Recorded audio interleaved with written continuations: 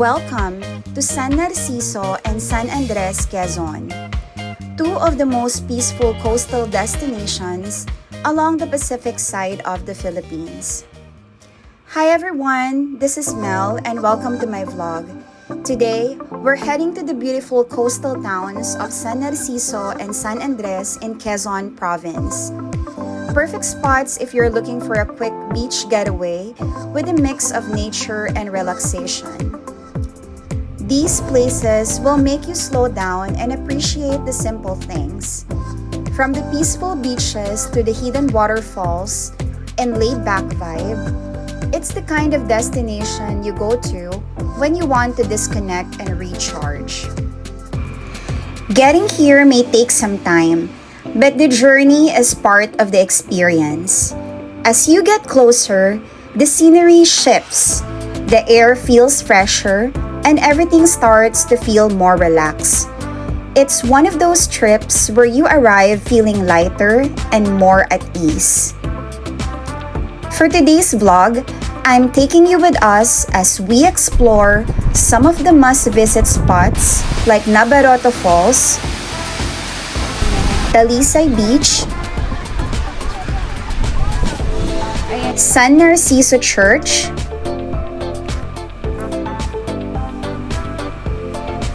and Paraiso de San Narciso. I'll also share our personal experience and some helpful tips in case you're planning to visit here soon. So come along with us and let's explore San Narciso and San Andres, Quezon.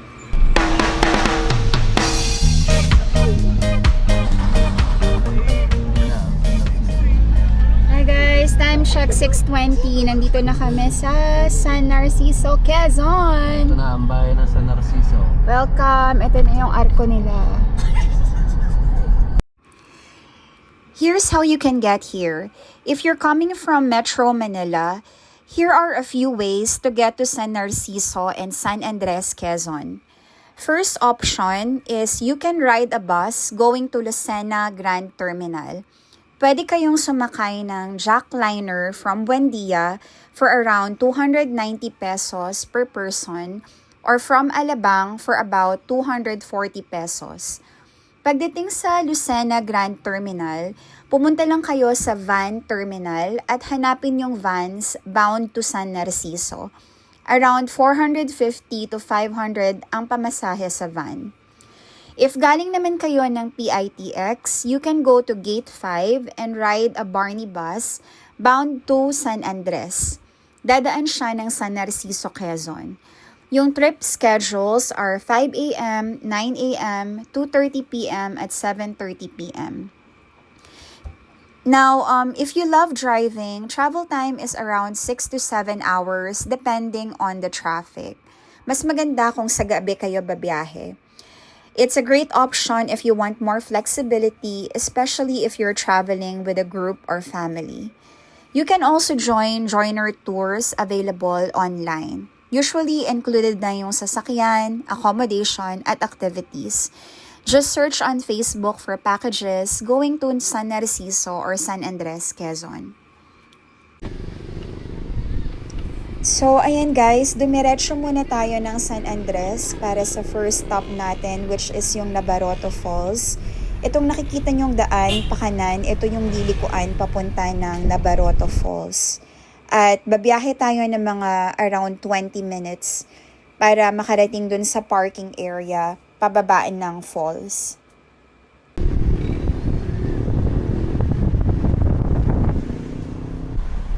On the way to Nabaroto Falls, mapapansin nyo na ang daming puno ng nyog along the road. Talagang part na siya ng landscape at ng tanawin dito.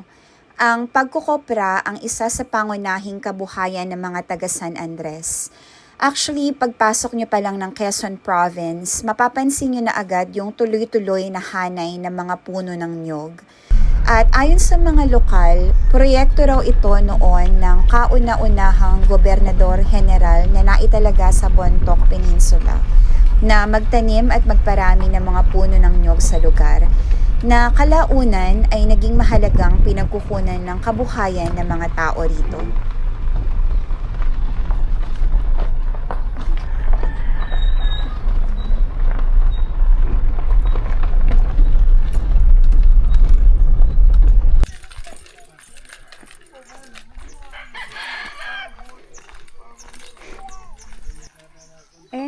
guys, ito yung signage for ng Nabarrota Falls.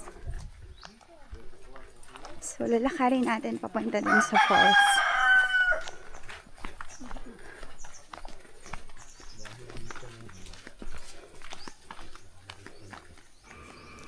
Five to 10 minutes yung lalakarin from here papunta dun sa falls. At wala namang mga matatarik na kailangang akyatin, patag lang siya. Pag malapit na dun sa falls, medyo may pababa lang ng konti. May tulay na ano, ma? Dati ba wala? Wala. Doon tayo dumadaan sa may dito. May ano na, may tulay na, oh.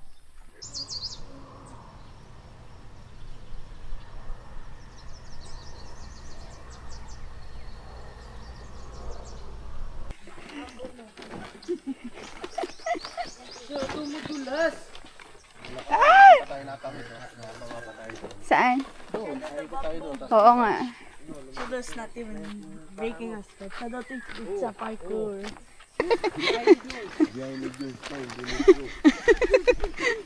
Picture niyan, mamaya. Ay, matarik pa pala dito.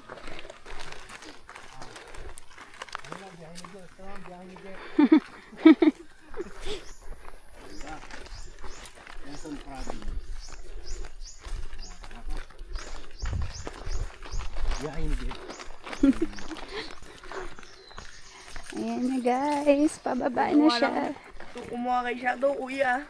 Pababa ng pababa.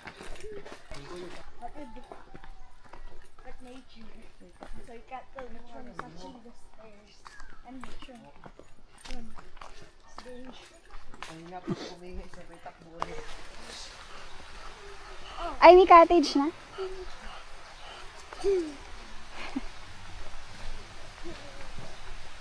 Oh, ayan guys.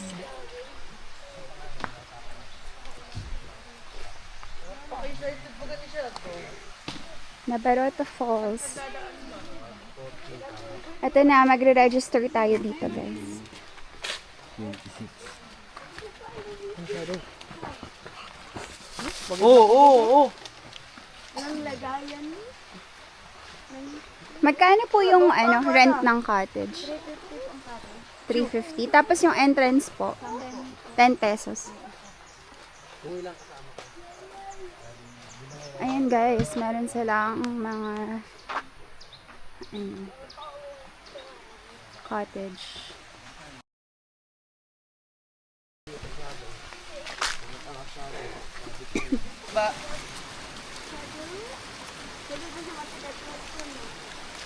Yan yung mga cottages. Tapos ito na yung papunta sa falls. Dito tayo dadaan sa mismong tubigan.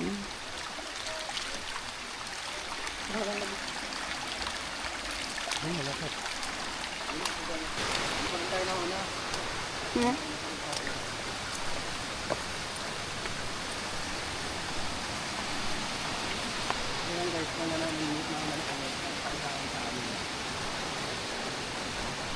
Ayan.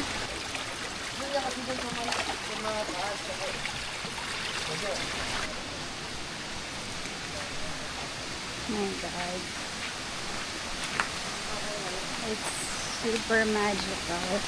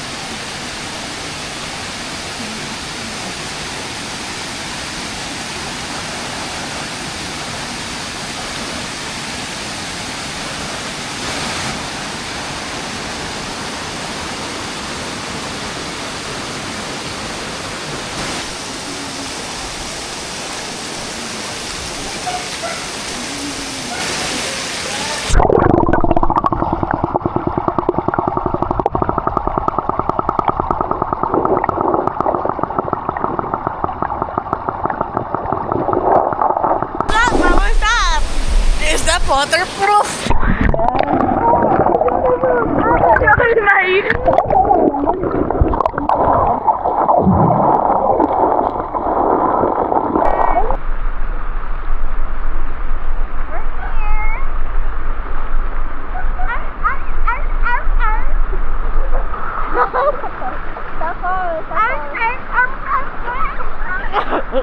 Kuya, halika! Malalim!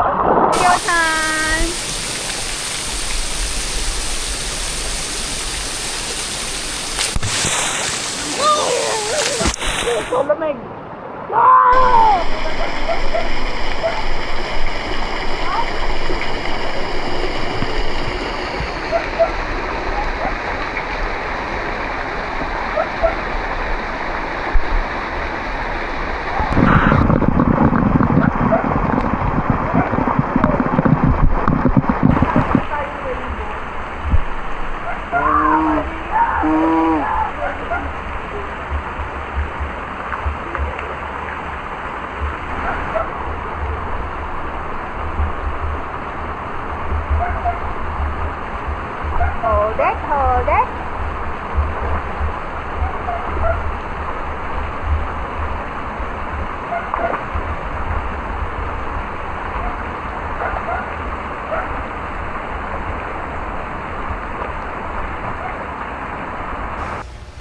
AM guys, umalis na rin kami ng Nabaroto Falls. Tapos, dumiretso na kami sa magiging accommodation namin for this trip, which is yung dito sa May Paraiso de San Narciso.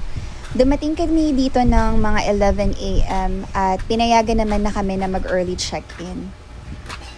Ayan guys, ito yung accommodation namin. Big kubo, good for 6 to 8 person. Yan siya, 3,500 per night. Pasensya na sa kalat, pero ayan. Ayan siya. So, sa loob, may pre-provide na 2 bed. Isa dyan, tsaka yan. Tapos may mga unan, mosquito net, ilaw, tapos may isang fan. Tapos dito naman sa labas, meron pa ulit extra bed na pre-provide. Yan. But guys, ang ilaw dito or yung kuryente dito is from 6 PM to 6 AM lang. Pero wag kayong mag-alala kasi hindi naman maalinsangan. Sobrang hangin dito. Kahit na ganitong oras ngayon 1 PM, hindi maalinsangan. Sobrang aliwalas. Yan. Ito pa yung mga ibang big kubos nila. Ngayon sa amin kasi medyo makalat, pero ganito yung itsura. Yan.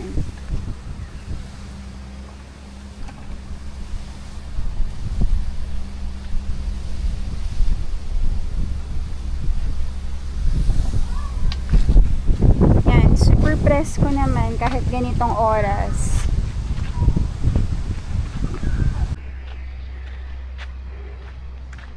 Ayan guys.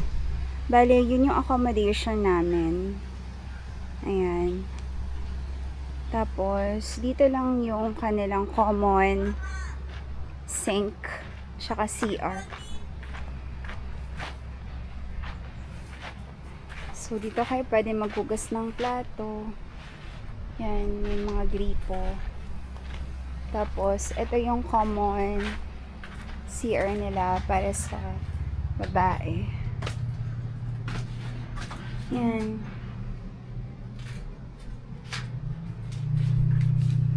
Ang dami silang CR dito. So, tapos ito naman yung kanilang shower area.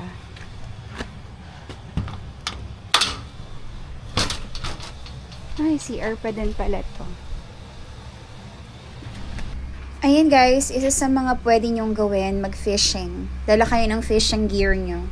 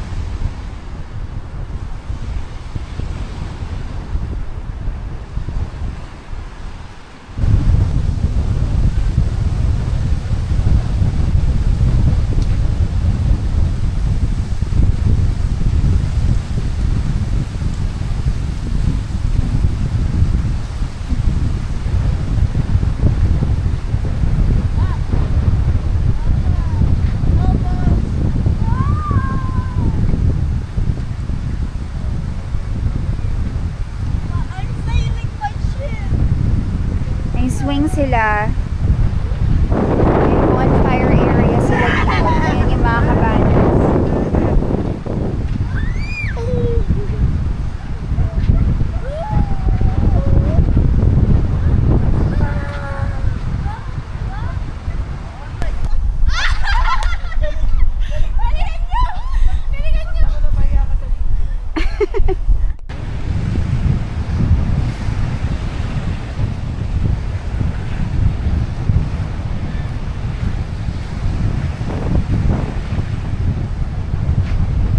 Malakas ang hanging amihan.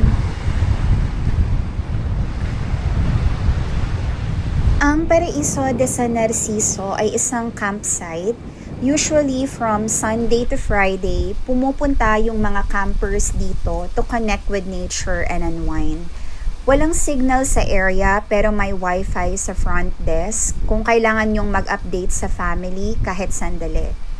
Ini-encourage talaga nila na mag-disconnect from the virtual world.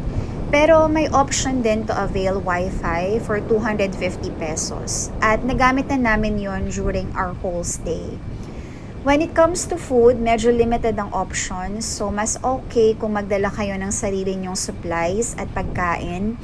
Kasi yung pinakamalapit na palengke is around 30-minute drive from here.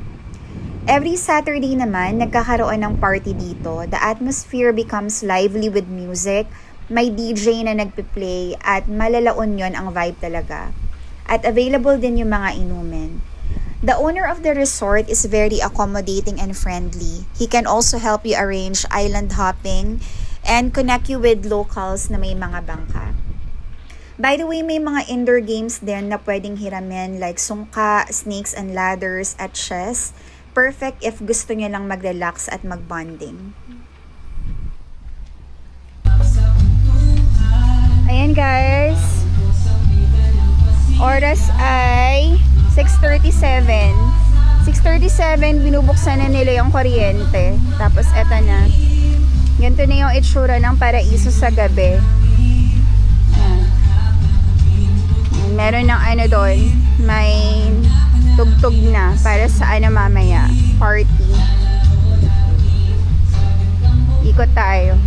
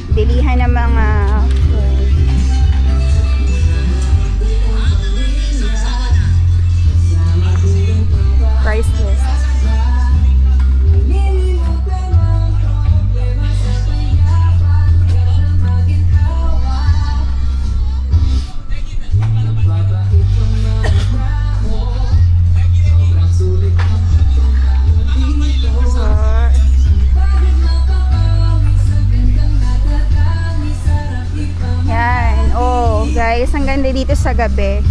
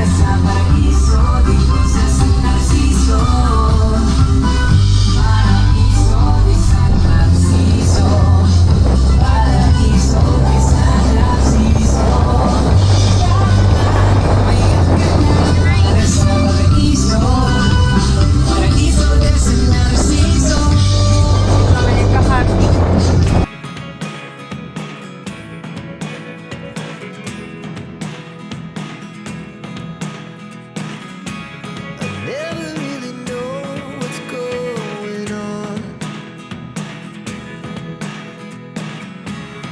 Look at me sometimes like all you want to do is run. Hear me out, hear me out. It's all the things you never show. There are the things I want to know. Secrets start in your heart so slow. But if you don't wanna tell me now, I guess I'll never know.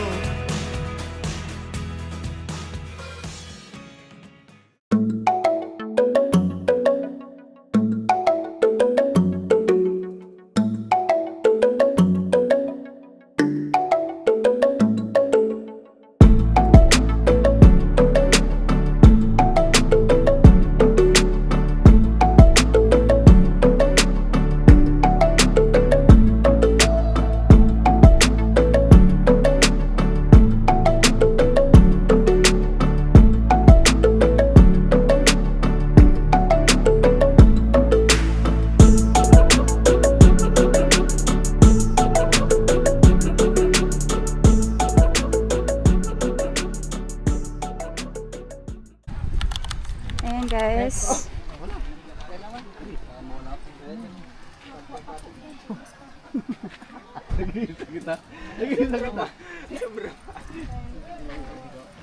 Apat po sa amin. Then pitching, meron din 200. Yan. Mamali ko pa yung 5 pesos lang. Ayan guys. Tapos ito na yung papasok sa kanilang beach proper. Yun, may crystal kayak.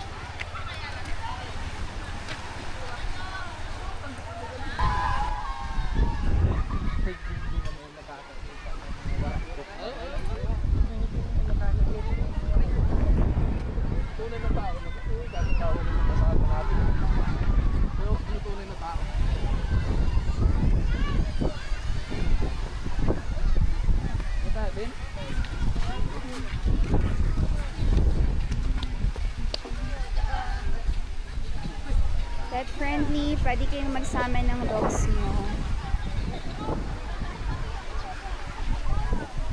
Ayan guys, dito sa may gilid merong rock formation.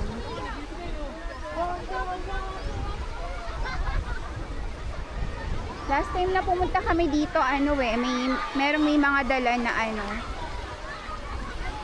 may mga dala na Bluetooth speaker para makapag-video call.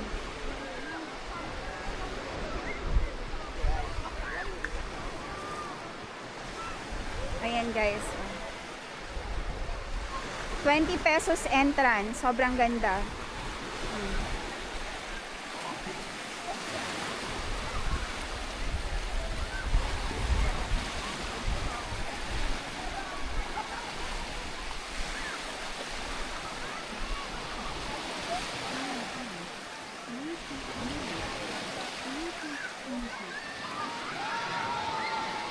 May mga mga cottages sa gilid.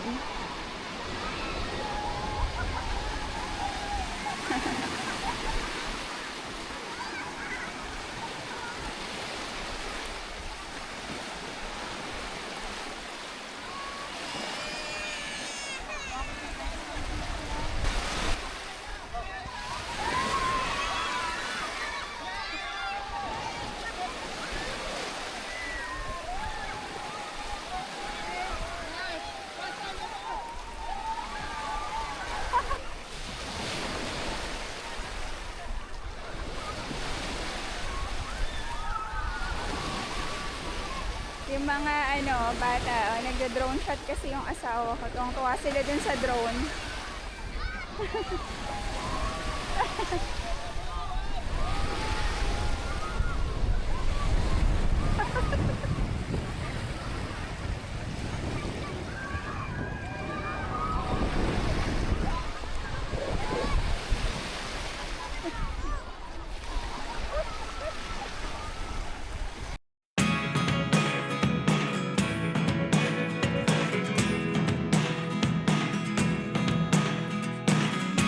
I never really know what's going on. Look at me sometimes like all you want to do is run. Hear me out, hear me out. It's all the things you never show. There are the things I want to know. Secrets start in your heart so slow. But if you don't wanna tell me now, I guess I'll never know.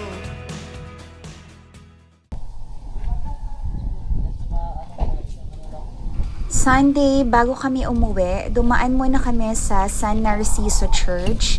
Naglaan kami ng konting sandali para humingi ng gabay sa aming pag-uwi at magpasalamat sa napakaraming biyayang ipinagkaloob ng Diyos sa aming pamilya.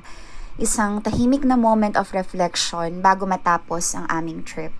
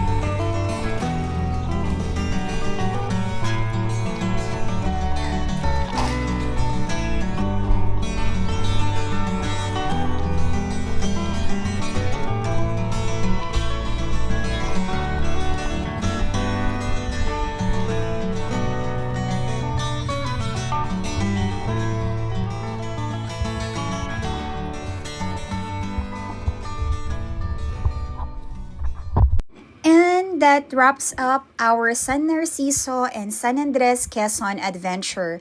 Another trip full of simple moments, good view, and memories we'll always look back on. Thank you guys for coming with us sa trip na to. Sana kahit papano, na-feel nyo rin na nakapag-travel kayo kasama namin. And if you enjoyed this vlog, don't forget to like, comment, and subscribe ha. Malaking support na yan sa channel ko at nakaka-motivate gumawa pa ng maraming travel videos. And keep exploring, keep chasing sunsets, keep making memories, and always enjoy the journey. Thank you guys for watching until our next travel adventure. God bless you all.